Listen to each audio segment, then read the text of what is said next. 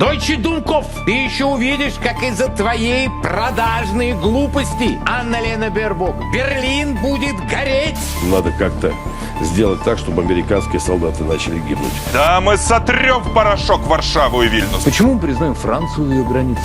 Как я хочу посмотреть, чтобы Урсулиха фон дер Ляля корчилась с куском беспилотника в глотке. Когда на сегодняшний день мы говорим, что война будет безъядерной, мы, наверное, лукавим. По количеству на душу населения, правда, Канада ее опережает, но Америка — это мировая держава победила. Я сейчас требую спалить Берлин. Welcome to another episode of Russian Hate Speech, where we analyze the latest absurd statements from Russian propagandists and officials.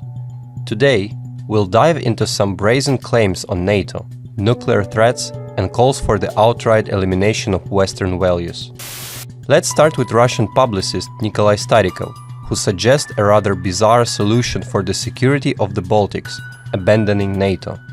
I'd say there is only one thing they need to do: withdraw from NATO. That alone would guarantee the security of Estonia, Latvia and Lithuania 100%. But what do we see instead? Britain signs additional agreements and new treaties with them. Similarly, a treaty, essentially the same, was signed with Germany. But we know how history played out. When Britain guarantees security to a country, it usually means that it's pushing that country toward war while keeping itself on the sidelines. His advice to leave NATO is a veiled attempt to isolate Baltic countries and weaken their defenses, all under the guise of guaranteeing their security.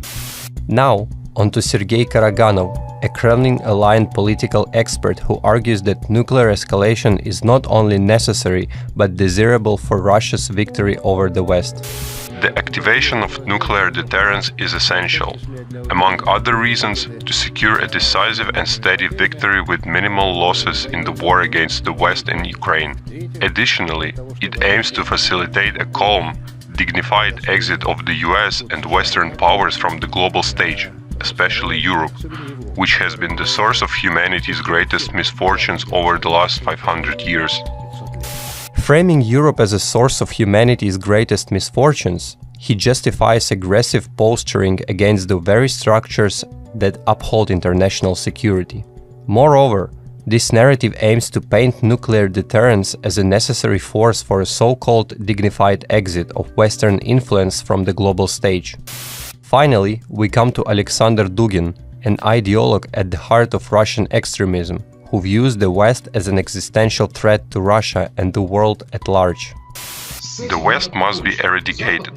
The Western liberal globalist elite must be completely wiped off the face of the earth, or it will wipe out humanity. Once this problem is resolved, we can move on to other issues. This is classic Dugin, calling for the wholesale destruction of the West and portraying its very existence as an existential threat to humanity. Such extreme language is part of a larger pattern in Russian propaganda that justifies aggression by casting opponents as mortal enemies. Today's statements present a disturbing vision of Russian objectives: dismantling NATO's alliances, deploying nuclear threats as an intimidation tactic, and promoting the West's complete destruction. For Russia's propagandists, Ukraine is just the beginning. Their ambitions target the entire Western world. Thanks for joining us, and stay tuned as we continue to expose the twisted logic behind Russia's war on truth.